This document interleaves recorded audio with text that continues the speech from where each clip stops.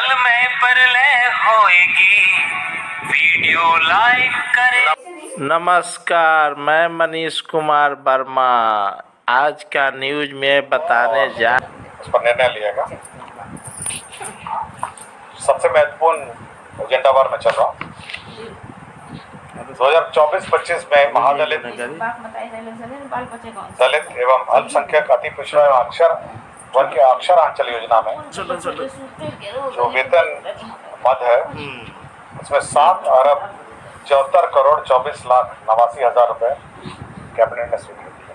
7 अरब 74 करोड़ 24 लाख 89 हजार।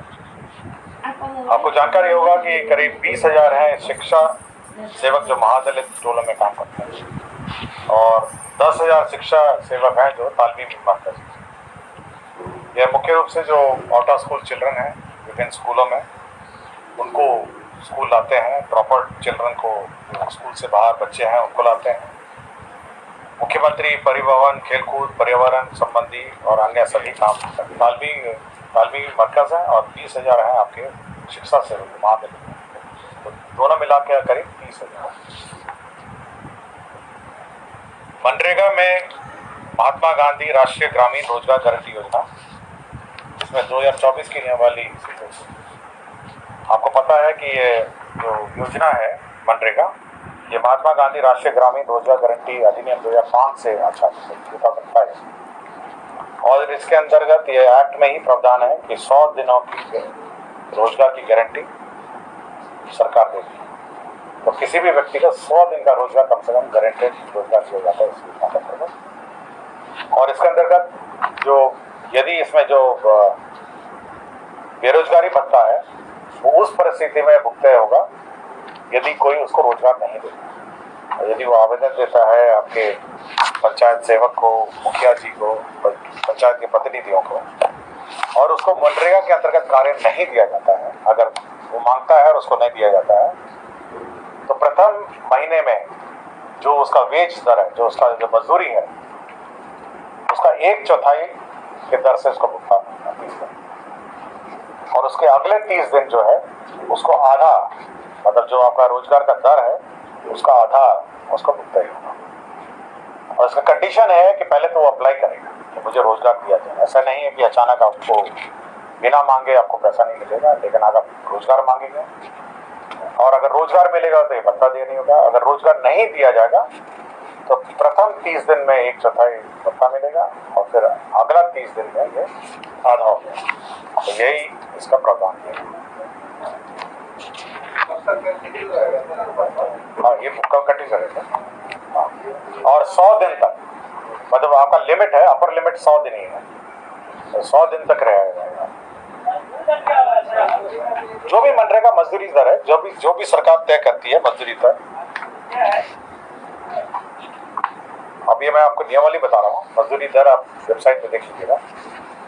राज्य वेतन आयोग की अनुशंसा के आलोक में राज्य कर्मी को मकान किराया भत्ता, जो मकान किराया भत्ता है, उसमें जो राज्य वेतन आयोग का रिकमेंडेशन था कि जब भी डीए का जो प्रतिशत है 50% जैसे ही पार होगा तो मकान किराया भत्ता का जो परसेंटेज है वो भी चेंज होगा। तो पटना में मूल वेतन का 20% होगा, बाकी अररिया, आरा, औरंगाबाद, बगा, बेगूसराय, बेतिया, भागलपुर, बिहारशरीफ, बक्सर, छपरा, दरभंगा, डेरी, दया, गोपालगंज, हाजीपुर, जमालपुर, जमुई, जहानाबाद, कटिहार, किशनगंज, लखीसराय, मधुबनी, मोकामा, मोतिहारी, मुंगेर, मुजफ्फरपुर, नवादा, पूर्णिया, सहरसा, समस्तीपुर, सासाराम, सीतामढ़ी, सीवान, सुपौल, इसमें 10% होगा। अवर्गित शहर जो है उसमें 7.5 होगा और ग्रामीण क्षेत्र में 5 है। इसका जो पुराना दर था, जो ग्रामीण क्षेत्र में 4 था, जो बढ़ के 5 हो गया है। अवर्गित क्षेत्र पहले 6 था, बढ़ के 7.5 हो गया है। आपका जो वर्गित क्षेत्र है जिसको Z वर्ग कहते हैं वो 7.5 से 10 हो गया है। और फिर आपका वाई श्रेणी जो है पटना जिसमें आता है वो 16 था, बढ़ के 20 हो गया। आपको लिस्ट चाहिए तो मैं बाद में दे दूंगा। बिहार आकस्मिकता निधि जो BCF आप बोलते हैं, कंटिजेंसी फंड में, सामान्यतः वो 350 करोड़ होता है, 350 करोड़ होता है और हर साल इसको बढ़ाया जाता है। तो इसको बढ़ा के 10,000 करोड़ कर दिया है ताकि समय समय पे ये पीसीएफ जो एडवांस लिए जाते हैं उसकी सीमा निर्धारित करें। राज्य सरकार ने एक स्कीम लाया गया है, ये RBI reserve bank of India के रिकमेंडेशन के आधार पर है और समय समय पर राज्य सरकार ये रिकमेंडेशन के आधार पर करती है। यह है कंसोलिडेटेड सिंकिंग फंड, सीएसएफ इसको कहा जाता है। आपको जानकारी होगा कि समय समय पे जो ऋण लेती है राज्य सरकार, लोन लेती है, उसके लिए एक सिंकिंग फंड बनाती है। ये आरबीआई के अब कस्टडी में रहता है ये सिंकिंग फंड। और यदि किसी कारणवश राज्य सरकार डिफॉल्ट करती है अपना जो लोन का रिपेमेंट, तो इस सिंकिंग फंड से उसका भुगतान हो जाता है। ये मोटा मोटी यही इसकी कॉन्सेप्ट है और ये आरबीआई का गाइडलाइन है। तो पहले हमारा राज्य सरकार का 3.5% था सिंकिंग फंड, इसको बढ़ा के 5% कर दिया। तो ये सिंकिंग फंड का जो स्कीम है ये पास किया गया और ये केवल सुरक्षा कवच है। आप जो बोरिंग करते हैं, ये अगर किसी कारणवश आप बोरिंग का पैसा लौटाते नहीं है तो सिंकिंग फंड से वो कामयाब। एक और निर्णय राज्य सरकार ने लिया है 24-25 में, जो राज्य सरकार ऋण लेती है, लोन लेती है, तो जो लोन का तो 54,298 करोड़ का लोन लिया, 54,298 करोड़ का लोन लेती है, जिसमें बाजार ऋण है, बाजार से लेती है 48,458, 48,498 करोड़ बाजार से लेती है। नाबार्ड से लेती है 2,700। बाह्य संपोषित परियोजना के लिए ऋण, जो एक्सटर्नली एडेड प्रोजेक्ट्स है, जिसमें आपके वर्ल्ड बैंक है, नाबार्ड है, वर्ल्ड बैंक है और एडीबी है, वो है 2,500 करोड़ है। राष्ट्रीय आवास बैंक, नेशनल हाउसिंग बैंक है, इसे 300 करोड़ है।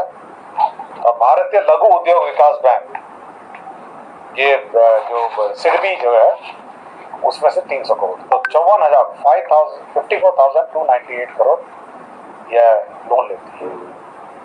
और नेट लोन, जो नवल लोन कहते हैं, नेट जो होता है वो 26,893 है। इसमें सेट ऑफ हो जाता है, जो आप लोन भुगतान करते हैं, लोन भुगतान में आपका 22,392, 2022-23 में जो कम उगाई की 273 करोड़, पेंशन फंड का समायोजन 7,792 और ऑफ बजट बोरिंग 53 करोड़। तो ये सब मिला के आपका 26,893 है नेट बोरिंग और ग्रॉस बोरिंग जो है 54,298। बिहार नगर पालिका राजस्व लेखा संवर्ग के लिए वेतन संरचना की स्वीकृति दी गई है। इसमें 3 प्रकार के पद होंगे: सहायक राजस्व एवं लेखा पदाधिकारी, राजस्व एवं लेखा पदाधिकारी, अपर मुख्य राजस्व एवं लेखा पदाधिकारी। पहला वाला लेवल 6 का है, दूसरा वाला लेवल 7 का है, तीसरा वाला लेवल 8। राजस्व प्रशासन में अभिलेखों का डिजिटल करके ऑनलाइन नागरिकों को सुविधा। आपको पता होगा कि हर बार हम लोगों को जो डॉक्यूमेंट्स हैं उसको फिजिकल फॉर्म में देना पड़ता है। अब राजस्व प्रशासन का उद्देश्य ही है, यह योजना है कि सभी जो भी दस्तावेज है उसको डिजिटल रूप में दिया जाए। इसमें जो 3-4 प्रोविजंस हैं, 278, 286, 288 और 297 जो रूल है उसका अमेंडमेंट है। और इस रूल के बाद आप ऑनलाइन कोर्ट फीस जमा कर सकते हैं, ऑनलाइन फीस जमा कर सकते हैं और आपको ऑनलाइन दस्तावेज मिल सकते हैं।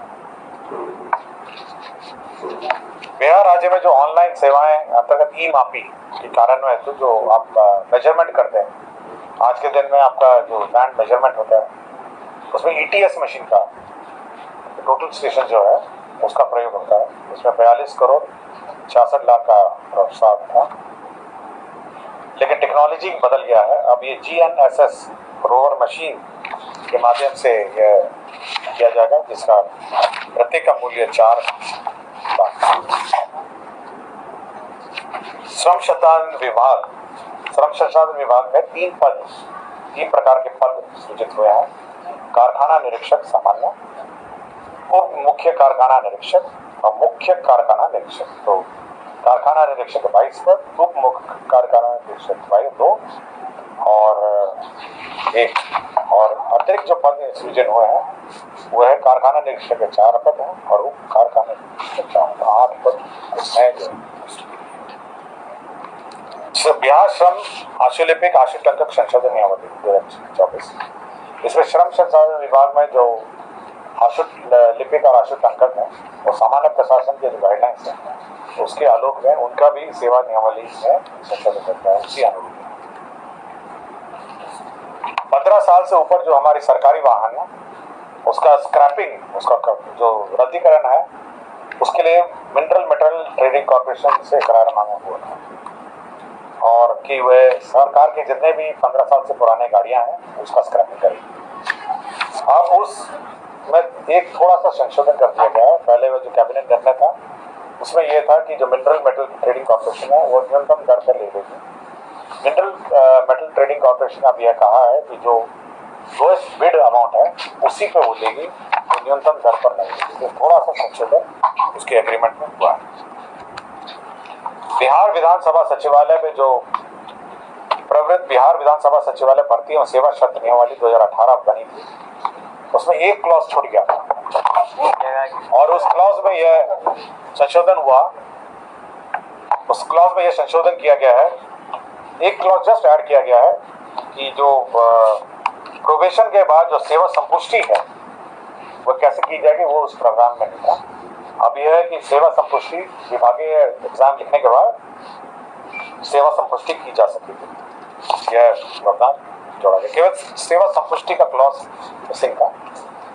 सुपौल न्याय मंडल अंतर्गत अनुमंडलीय व्यवहार न्यायालय निर्मली में 15 कोर्ट भवन G+4, 180 कैदी हाजत भवन G+1, एम्यूनिटी भवन G+4 कुल 39 करोड़ 70 लाख 20 हजार रुपए का एडमिनिस्ट्रेटिव सैंक्शन दिया।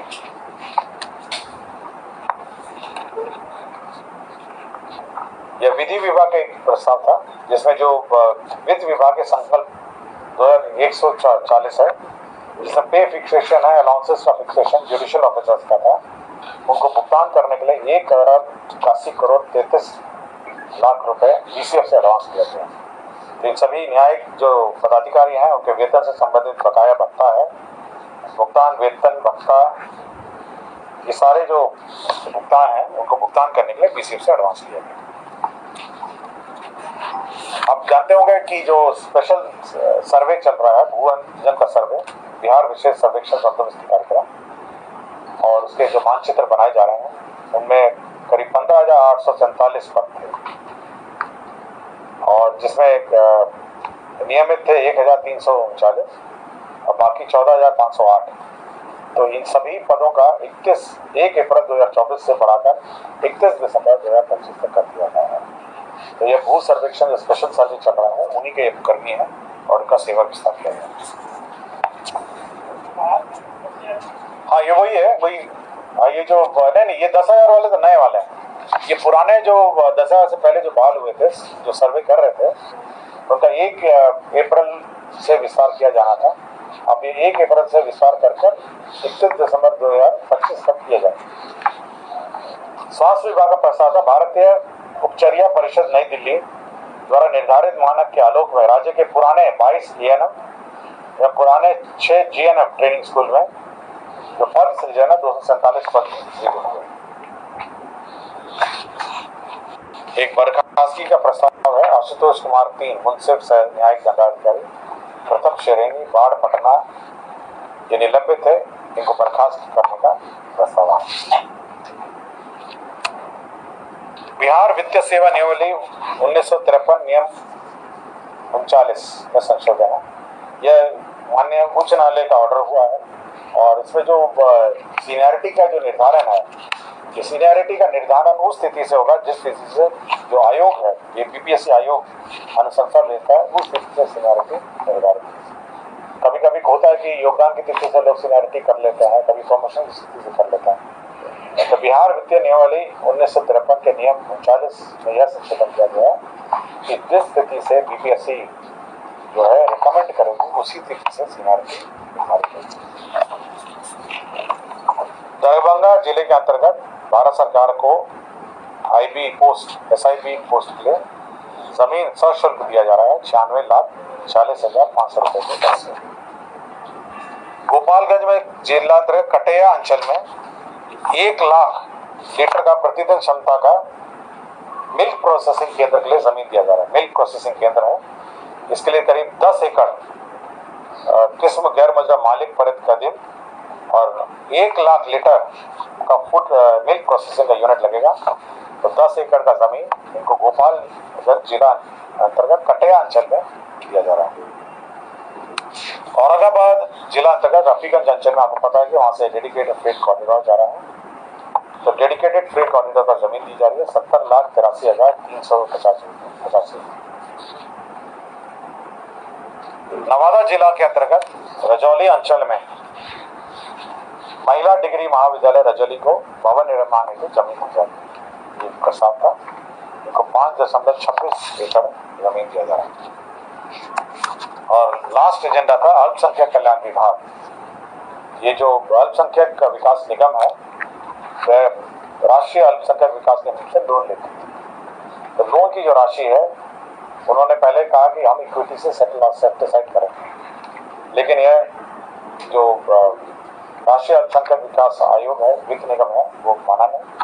अब ये प्रस्ताव ये है कि जो 20 करोड़ 72 लाख है राशि है, वो बकाया राशि जो है उसमें जो निगम में अर्जित सूद है उससे भुगतान। बड़े खबर देखने और सुनने के लिए देखते रहिए MSJP न्यूज। सत्य, संघर्ष और अपना ज्ञान बढ़ाने के लिए MSJP न्यूज एक बार अवश्य देखें। अपना राय कमेंट बॉक्स पर अवश्य भेजें। जय हिंद, भारत माता की जय।